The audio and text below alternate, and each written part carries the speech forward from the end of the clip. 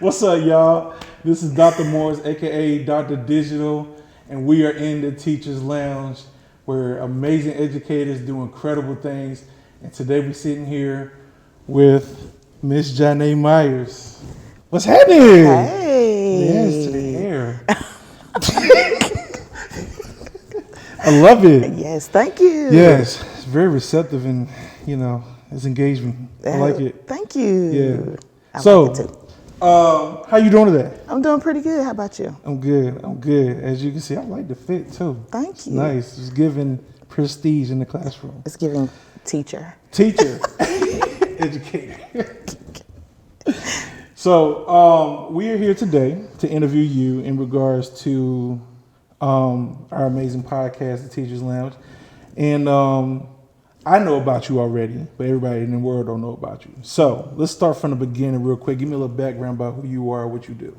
Okay, so let's see.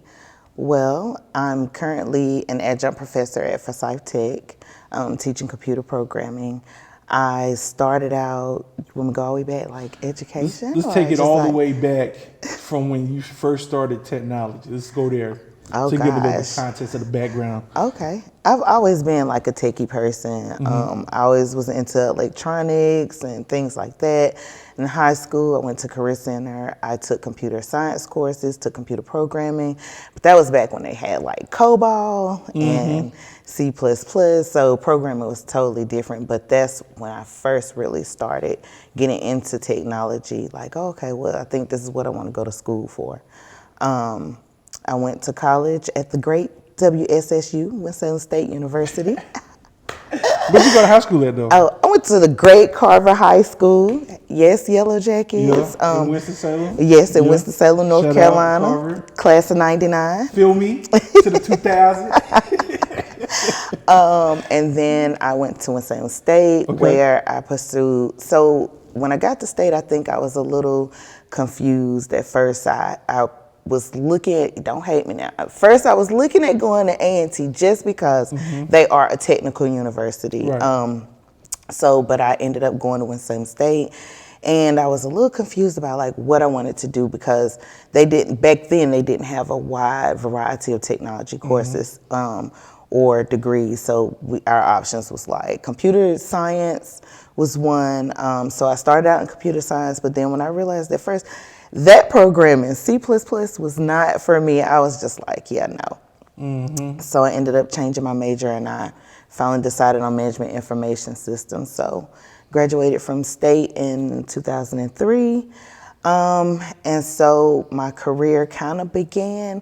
Well, I didn't get an IT position until like maybe a year later, and it was like a 50-50 position. I started out in the school system where I was computer teacher as well as their tech person, their tech facilitator for the school. Worked in the school system a couple years. Then I went to Forsyth Tech as a coordinator. Worked in like the employability lab, taught classes on like Excel and just, employability skills for the community. And then I went to Winston State. I worked at Winston State for 11 years. I worked in there, started out in career services, then but I was their IT person for career services, and then I stayed, moved over to a different position, help desk, which is where I met you. We did. We'll talk about that. We'll get into that. That was an interesting story too. And then I was in Ramcard. We were over the system, more than just IDs, because people think, oh, you worked in Ramcard, but we literally did a lot in Ramcard. We housed all of the doors, all of the systems for everyone to have access. So it was a lot deeper. Left there and then went back to the great Carver High School as a high school teacher, teaching technology.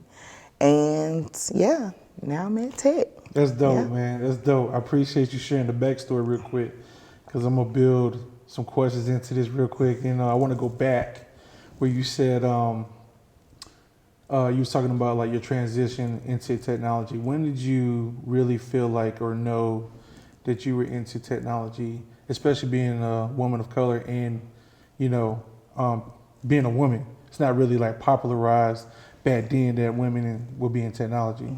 And I think your story is really dope. So can you give me a little insight or give us a little insight in regards to how and when you decided to really pursue that tech field?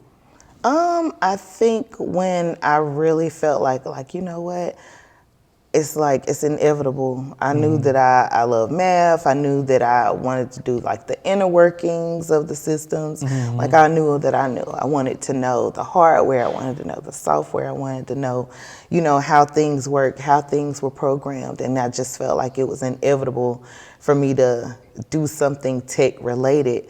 I didn't really look at how, how less of us it is, especially being an African American female. Right. In technology, I never really paid it any attention until I got, older. I just knew that this is what I wanted to do. I knew what excites me, what gets me hype about things, so, and it's all tech related, so. You do a lot of stuff. You do like coding, you do specifically web design, security. I think that's like your specialty, right? Yeah, Cybersecurity, so yeah. data management. So which one in that particular area within the digital literacy platform or pathways that you prefer the most and why? I do like data analytics, which, we were discussing. I do like the data analytics just because I like to, run programs that can pull data and just see how it works and pull it into another database. I just like the way that data works, but too, security is one of my main focus. I didn't mention this, but I did get my master's degree. You did? I'm waiting on it though. Y'all like, yo, she got heat. She ain't really giving it to y'all. Wait. So yeah, I did get my master's degree in 2013. I got it in management information systems, but I concentrated in cybersecurity. I think with cybersecurity, especially since COVID, you really see how much we really need security with so much like e-commerce and e-business and everything is online now. Securing that data for the people and securing and protecting people and companies I think is very, very important. I know that it makes a great impact on the world. So that it's like I want to make an impact. Whatever I do, I was just like, okay, I want to make an impact. So, yeah. So, was there anybody in like particular, specifically that kind of shifted you? Because, subconsciously, we don't really know through like life's pivotal moments that we kind of get transitioned into like our field. Was there anybody special in particular that kind of helped pique your interest in technology? I will definitely say when I was in high school, in Career Center, Mrs. Hennigan, she was... Shout out Miss Hennigan. Miss Hennigan. Shout out to you, girl.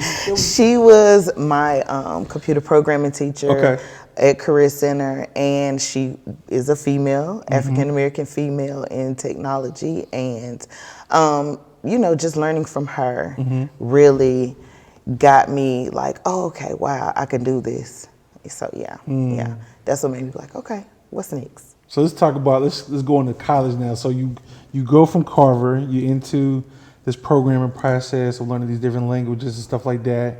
And you had somebody who sparked this interest in, getting into technology. Now we're in college. So tell me about college. How was college?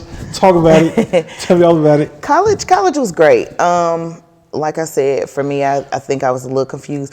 What did it for me was, everybody knows if you're in programming, you know that now these systems like Python and things like that are way easier than when you have like a C++ and a COBOL. And I think me and my team were working on a project and we literally were in there till like 1 o'clock in the morning. In the lab, right? In the lab. Computer science building? We were in RJR. Because, I was MIS. Well, no. We were in RJR. We was doing the lab in RJR. Yes. Down in the basement. Yes. And we were in there to like 1 o'clock in the morning, all because of a period. It was a period in the wrong location. That messed up our program. I was like, you know what? This is not for me. What's next? Isn't it the worst? The worst. It's a pain, ain't it? What? I'm trying to tell you. Listen. It's the calf. Listen. Hungry. Everything. Don't let it be Wednesday. No chicken. No chicken on Wednesday. Fried chicken Wednesday. Listen. Yeah. Shout out to Winston State for fried chicken Wednesday. Lakeith. Well, HBCUs. Yeah. HBCUs. Every HBCU has a fried chicken day, fried fish day. You already know. Okay. If you know, you know. Okay, shout out to Jackson State too. Y'all had some delicious chicken out there that day. Yeah, so yeah, then I ended up switching to MIS, which was more so in the business field, but it taught you the managing components of information systems. Wow. Okay. Yeah. Okay. So I was like, well, okay, well, I still get my tech side, but I also get the business side to it. Right. Yeah. And what they don't know is, a lot of people don't know today that, back then when we were in tech, we were just focused on tech. We were considered introverts, if you will. And just for clarity, like, I think personally, being an introvert is not like I don't talk to people. It's just I'm real selective on who I talk to. Correct. You feel me? I agree. You feel me? I agree. Talk to I your agree. boy, I y'all. agree. I agree. You feel me? But going back to what I was saying, the old ways of thinking in technology, people thought we was in this broom closet with a hoodie and just going to work. You feel me? You know what I'm saying? The traditional, right? And then they like to use this word hacker, which is now frowned upon, but theoretically, Unless you're an ethical hacker. Unless you're an ethical hacker, there you go. You better teach them. You better teach them. It's free too. It's free lessons right here. But now we get into business IT, and you can't do one without the other. Correct. Right. So Correct. Can you elaborate on that, or how business has implemented itself with you being in MIS? Because I'm MIS as well. We'll talk about that in a second. But yeah, talk about how business has transitioned into IT, and you can't have one without the other. Especially now, it's so many businesses just to reach the world. It's a lot of technology components that go into that. Whether, you even think about things like Netflix. Netflix isn't a store. It's all online. So that business is ran online. You have to implement technology. I mean, even if it's somebody who isn't an online business, they still have to implement some sort of technology, whether it's a software for them to utilize in their office, or even doctor's office, they have medical software. So, I mean, it's implemented everywhere. You have to know certain portions of technology. It's everywhere. It's inevitable. And the lingo, like, I tell people all the time, there was this huge tech bubble that bursted when, and me personally, this is what kind of when I noticed it, when we had President Trump running for office against Hillary, and they were going at it with the techs and exposing each other. And I was like, oh man, this is great for my career. This is amazing. Like, everybody else is like, oh man, they're so panicky about information being leaked and stuff like that. But I'm like, this is dope. Right. This is great, because it secures my job. Right. In security, like, cybersecurity, and locking down, and also giving people awareness on digital literacy. And a lot of times, the older generation, if you will, more like we call like the baby boomer, era, they're not really all tech savvy. They are great in other things. You pull up a 57 Chevy, homeboy know how to work that thing. You know what I'm saying? Get the engine, drop the engine. You know what tools to get, but you put that laptop in front of him, he can barely send a Google email. You know what I'm saying? And then they need some assistance. So, where do you think the pivot in technology kind of shifted with that bubble? Would you say it was around the same? It has definitely been a shift. I mean, if my 95-year-old grandmother can get on her laptop, go to Zoom and check her emails, I feel like anybody can, if they, take the time to do it. Like I said, tech is inevitable. And even though a lot of these baby boomers aren't really interested in it, I mean, like my dad would say, he'd be like, oh, I had to get rid of that smartphone. I need a dumb phone because it's just too much for me. I mean, you have some people that are like that. It's just overwhelming to them, especially when they're kind of stuck in the ways of, and I do feel like we've drifted far away from, handwritten letters. I mean, even just, the manual process of things. So I could see how it can be overwhelming to some of the baby boomers. But it's definitely going to continue to transition, and they're going to have to use it one way or other. I mean, even if they're watching TV, simple down to even their TV. Now, I mean, you think about it like their cable, or if they got a smart TV, just to watch certain things, you have to know these technologies. So I think they can try to avoid it as much as they want to, but just in certain realms, they will still need it. Yeah, I think we come up in the perfect era. Me too. We was right around when it first started, and now where it's like elevated into something like tremendous. But to the flip side of that coin on that question, I want to ask you about like this newer generation, Gen Z. right? Where these kids are like in college and below currently. They were born more or less into it when it was already kind of like booming, right? And as an educator, as myself and as you as well, we've already established in previous conversations that a lot of these kids have this technology in the palm of their hands. They have the entire universe, which I wish I had in college. I promise I wish I had. Probably would have made straight A's. Just saying. Right. But with that being said, a lot of these kids, they don't understand or know how to utilize the technology to the fullest capability to benefit them. What do you think about that? I think that they use it where they want to use it. I think that it's a gift and a curse. This process is like, it's a gift because, hey, you have all of this access and this research and this information at the palm of your hands. And like, you know, but then the curse side of it is like, they're exposed to so much, you know, online. But as it relates to like education wise, it's like they have no clue how powerful utilizing resources online is. I mean, like simple stuff is just like, hey, you know, look at these, you know, you have some that are very inquisitive, so they're wanting to know. They're seeking more information. They're going out and like, oh, I could find this out. Oh, well, this made me look up even more. As opposed to some like, man, I don't like being online. I don't like looking at nothing online, you know, unless it's social media. True. Unless it's social media. They know everything about a Snapchat. Everything. But I mean, I think as far as it relates to education, I wish that some would kind of put forth the effort to realize how powerful it is for them to use. Yeah, I feel you. So let's pivot the conversation real quick and let's get into how we met. Dun, dun, dun. So let's fast forward. You already gave the backstory a little bit, so I'm gonna fast forward from you graduating college, being, you know, who you are, right? Amazing, and a leader in tech for not just women but for me myself. And don't make me cry. Don't cry. I ain't gonna cry, bro. You know, don't cry. You cried last time. I cried last time, boy. I didn't think it was gonna come too. But I had the TD Jakes moment and everything. But I was like, I appreciate you, though. It's like don't make me cry. But you gave me my first shot. You took over, correct me if I'm wrong, you took over, and I might say this wrong, but you took over the help desk department in Winston-Salem State, right? I took on like the onboarding for you guys, like the students when you guys came over. Yeah, we were still like a team. We were a major team. Fun team too. Yeah, we were a fun team. I shout out to Winston-Salem State help desk. Yes. Wayne, James, Tamiko, like the crew.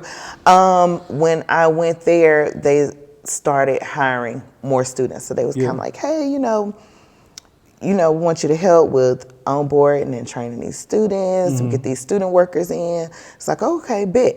I knew before you kind of had a hard time with getting in a little bit, and then when I came, I'm like, no, we gonna make sure, we gonna make sure we hire him. He keep coming around, he wanna learn, he wanna know, like, come on, we gonna put him on. And you ended up being a really, really great asset. You ended up learning a lot from our division to the point where they even shifted you to another division where you were able to be exposed to other things. So yeah, I thought that was really dope. I mean, you were like my first little crew of people of students that I had. So it was kind of like, okay. It was dope. We had PJ. We had Marquita. She was smart. I got to tell you about the story. Well, you know about the story, but I got to tell you more detail about that story. But my first job trying to get on, I kept showing up. And I tell a lot of kids today that are like my students and stuff, my first job was for free. I told you I would work for free. I just want to get the experience. And you thought I was crazy. And I was like, well, come on, you want to learn? You want to learn? Come on, let's learn. But then when they started paying, I said, hey, come on. Yeah. Gotta get you on in here so you can get paid. Put your application in right. But that's because you genuinely wanted to learn. It's a difference when there's opportunities out there for people, but they don't want to take advantage of those opportunities. You were willing to be like, I don't even want no money. I just want the skills. I need to learn. So that right there made me be like, nah, he really want to know. Let's pull him in, because people like that will do a great job because they genuinely want to learn and want to make moves in it. True. Yeah. I apologize too for being a pain in the butt too. It's okay. I was asking a million questions, and y'all look at me like, "You don't know this? It's like, You don't know this?" but once you Look it up. learn, and we made y'all look it up. We made y'all do it. Like, look it up and tell me. Like, learn something. Look it up. I can't tell you every 5 seconds what it is. Like, look it up. It was great though that you forced me to research. You know what I'm saying? And I think that's a key component. And I think it is one of the key components in IT. You have to learn how to research and be able to think on your feet and think outside the box. It's ever changing. Yeah. Yeah, it's ever changing. So Yeah. you're gonna have to stay abreast of, you know, technology, see what's going on, see what's coming out next. And especially if it's an area that you're like really into. And especially if it's something, even if it's your hobby, like security, we know security is our thing. We looking up different security programs. We're looking up different, you know, security problems or things that's going on in the world. So yeah. And I was telling you, boy, you worked with me too. You were very patient with me, especially as a learner, because I'm a student athlete. I'm playing football. I got workouts in the morning. I'm coming in trying not to smell like football practice. You know what I'm saying? You like, sir, are you ready to learn today? I'm like, yeah. And then, you know, you made sure like everybody, you was really hands-on with us, and I really appreciate that. Especially like when we had class, and you knew you had our class schedules. You was like, you got a class in 10 minutes. You got to go by. And I'm like, y'all got to finish on this computer. Like, no. The next shift, whoever coming, they're going to have to finish it up. Take your butt to class. But it was super dope, though. The way y'all had it set up, man, it was like a real help desk. It was super professional. It set me up. It was a real help desk. It was. But I mean, like, you know, like corporate, you know, it was, you had the same setting. You had the hallway where people check in. It was very structured, and I think that was amazing. Yeah. Yeah. And I think too, like, we did everything. We were tier 1, 2, and 3. It wasn't like, oh, well, we can shift this up to somebody else. No, we did everything. So I think it exposed y'all to a lot, whether we were ghosting and deploying or changing out new machines. Yeah. Y'all come with me. We got to go to this classroom real quick, fixing stuff. Fixing laptop screens, sending you on campus to go do this, that, the third, you know, but every day is different. And that's the beauty of help desk. It's like every day is different. Yeah, you might run across some of the same issues, but every day is different. Every day is different. And I think everybody should start off at the help desk level at least for 6 months to a year, because you get to touch everything: network, cyber stuff, software and hardware components. You get a taste of everything. So when you really decide what you want to specialize in, you know where you want to take off at. Right. You know, I agree. I preach that all the time. I tell you, boy, people think I'm crazy. Like, I don't know what I'm talking about. Come on, man. Preach. You know what I'm saying? I learned from you. Like, why wouldn't you listen to me? I learned from her. Why wouldn't you do that? But so let's fast forward. You leave, I guess, or transition from Winston-Salem State to another department where you're doing queries. It's the RAM card office. Yeah, RAM right? card. Yeah. But you know, it's identity access stuff. management. Okay. You look at it's identity access management. Pretty much, we managed all of the access, the identities of everybody on campus, and that was one thing about that department. Is like, oh, you make RAM cards. No, we actually, it was just 2 of us. Right. And we did the whole campus, and it was just 2 of us. Every door on campus that had an automated lock or anything, we managed those. And if it was some hardware to go down, we had to do that. Running queries, we had to run queries and run batch files because, of course, we're doing students' meal plans. We work with business services doing meal plans. You know, meal plans got to work. Meal plans got to work. They want that declining balance. They want that. They want that Chick-fil-A, honey. They want that. And the Popeyes. Listen. So from that standpoint, you transition out of the college arena into high school. Yes. At Carver High. At Carver. Okay. So let me paint the background. You let me know, you're like, yo, I got the job at Carver. I'm like, yes, bet. Okay. We know what you're doing, obviously, right? So what is the first day like for you stepping in as a educator in the tech field, and tell me about your classroom and what program you were running or you were in charge of, and the impact with the students and the interaction with that. Tell me all about that. Okay. I think when I first started at Carver, it was very euphoric because, that was my high school. Right. And I actually probably hadn't stepped inside the building, maybe once or twice since I had graduated from high school. So I already was in, good spirits of being there. So, of course, when I started, I was the coordinator of the Academy of Information Technology, which is a NAF academy, which they pretty much prepared students for employability after, becoming NAF certified once you complete the set of courses. I also taught like CompTIA, IT fundamentals, and with the NAF courses, we had computer programming, web design, we had a computer basics, networking, professional ethics. I also taught cybersecurity courses through Project Lead the Way in Palo Alto. Powerful. Yeah. Yeah. What else did we do? Yeah, and then the CompTIA, like our students actually could receive the CompTIA certification, which is good for high school students because it would allow them to get that entry level help desk position if they completed that CompTIA IT fundamentals. So it was cool. I was over Academy, working with the kids. The kids are great. I love the kids. The kids are, when they know that you genuinely care about them, they just, hover you. So it's like, I would go every day for them. That was the biggest reason that I went every day. It's like, okay, and then the culture of the kids that we had. Here's a Title I school. Yeah, it's a Title I school. It's some kids that are underprivileged. So, those kids, you just want to show them the best of everything. Right. To let them see that it is life outside of here. You want them to be exposed to so much. It's so it's just even if you wasn't my student and you knew me and I loved you, I'm going to love on you just like that because everybody doesn't get that same love. Everybody doesn't get that same attention. So it would make me excited to show them different things. And when they would see Miss Myers, she fixed phones. Oh, go to Miss Myers, she fixed phones. Can you teach me how you learn how to do this?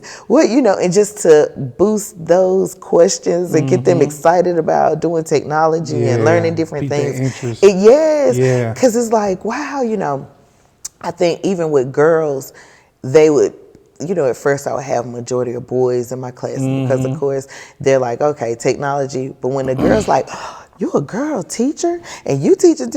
Oh, well, what you teach? Well, what y'all doing here? Right. Well, I want to do this. And, just exposing them to different things. I love the fact that we would do college tours and we would bring people in to, you even came back to speak to the kids. This ain't about me though. I know.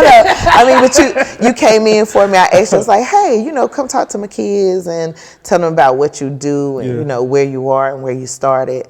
And so just reaching out to different people to have them come in, talk to them, and just exposing them to different things to help them say, okay, I could do this. Yeah, I could do this. And it's crazy because, now that I'm no longer at Carver, I still am in contact with a lot of my students. And so I had one reach out to me about a week or two ago. He was like, hey, Miss Myers, can you do me a recommendation letter? I'm going to go to school when I graduate, and what do you think about this field? What does this field do? And I thought wow, the fact that you thought enough of me to come and ask me, A, to do a recommendation letter, but B, to help you think about your career means a lot to me. That means that, hey, if I can touch at least one of y'all to make you, really go into this area and know that you can continue to lean on me, is it's worth it. Yeah, it's worth it. So we're coming up on our time a little bit. I'm getting the green light a little bit, but I got 2 more questions. Okay, yeah. So with you being an educator at Carver, and especially with your background, which is so strong, by the way, how important is it for digital literacy to be into the school systems? At this point, it's very important. And because now, if you go into the classrooms, you don't see books. These kids don't have books. I do like the fact that with digital literacy, it can go with them wherever they are. Anywhere they are, they can get access to it. If they need to get their assignment, it's right there on Canvas. And just having that access to use is just like, okay, yeah, y'all really is very, very important, especially the way that the world is going. It's starting to continue to transition to more and more technology based. And I think that being that you have a lot of access to things is very important to have in the classrooms. Yeah, I think technology is kind of moving into like a second language thing, and it's kind of over like Spanish and French now. Like if you're not learning tech, tech is everywhere. It's in PE, it's in math, it's in science, and in all the classes, even art. Yeah. You know. Yeah. And I think this is amazing, especially with like this a STEAM curriculum based type school or curriculum learning tool for the students. So with the educators, we have a lot of educators in the school systems that may not be tech savvy. How important is it for them to kind of adapt and adopt technology and digital literacy methods into the classroom? For example, like if I'm an art teacher, I'm not using the pen and pad no more traditionally. I'm using the tablets with the smart pen to do my art now with the students. How important is that with student engagement, do you think? I think that it is important to have those components because, like I said, these kids need that access. They literally, like you say, you think about the art class with them transition, they're now able to take those photos that they're drawing and print it out and do different things with it. I think too, like with social studies, I think that, you know, using technology to look at even virtual reality. You think about social studies and virtual reality, they could put it on, they're actually in this country that they're talking about, you know. You can go anywhere. Or you can go anywhere. Yeah. You can go anywhere. But just to incorporate those components of digital literacy to expose them to things is more of a, you know, you pulling them on in to actually see more of the world. And I know like when you get to thinking about like language arts and teachers and things like that, they're kind of like, we want to shift away from it. But at some point, even teachers, even if in your classroom, your curriculum is based on like, you know, handwritten manual books and things, which I do think are great, the teacher themselves are still going to have to learn technology because guess what? Where do their grades go? Where do they have to put all of their classroom information? When you're looking at Power School and you're thinking about using Canvas, they have to use certain components. So it's important that these teachers still learn some tidbits of technology so that they can be more efficient and stay along with the times. Yeah. Like if you're in PE, you're going to use the smartwatch to implement digital literacy in that classroom at some point, and you're going to use it to formulate back to like health sciences. If you're in math, you know, you're going to use some type of method with technology, of course, to tie it back. And the same with all the other subjects and stuff. What is your prediction in the next 5 to 10 years as far as how classroom will be ran with technology or digital literacy as a second language? I think that classrooms will be way more advanced than they are now. I could actually see them, I mean, they're already leaning there now where they give them Chromebooks and having access to those items. I think in the next 5 to 10 years, you never know, they be had a desk with the way technology going, you know, with the AI. I mean, you think about artificial intelligence and things like that. I wouldn't be surprised if they had a desk with like a monitor on it, like a touch. And you're doing your own thing. You're doing your own thing. You're doing your own work. I wouldn't be surprised to see those types of items in the classroom. I mean, we already teaching virtually. Right. I mean, I do, because I'm one of those people, I do like to have a book in hand. I'm one of those that I like to have a hard copy of something that I'm reading or that I physically want to touch. But I think in the next 5 to 10 years, it's going to continue to elevate over time. They've already, you know, wiped a lot of things away, and it's pushing towards technology. Because, you know, you have some kids who are like, yeah, no, this class we strictly go to Canvas. We don't do anything else. Like everything is there. So You think it's more convenient or is it inconvenient? I think it's convenient because working, depending upon where you're working in and the kind of environment that you work in or the type of kids that you are servicing, some of them might not can get to school like they normally would, or like a student who might have access. You know, just everybody has different needs. But it's convenient because they can still sign in and do their work. They can still sign in and be at home because of whatever reason. Right. Or even if they miss this class, they can still go on and be like, okay, well, let me see what work I have to do. So it can help them in that manner. But yeah, I think it's a convenience. I think it's a convenience with it. Okay, I think so too. We're gonna wrap this up. I appreciate you so much. We gotta do this again. Okay. Okay. I'm down. Any shout outs you want to give to people out there? Just shout out to my kids and my family, Shout out to the kids. and the great WSSU and the great Carver High School. Yeah. Yeah. Okay. Well, thank you so much, and thanks for coming to the Teachers Lounge. You're welcome. I appreciate you. Thank you.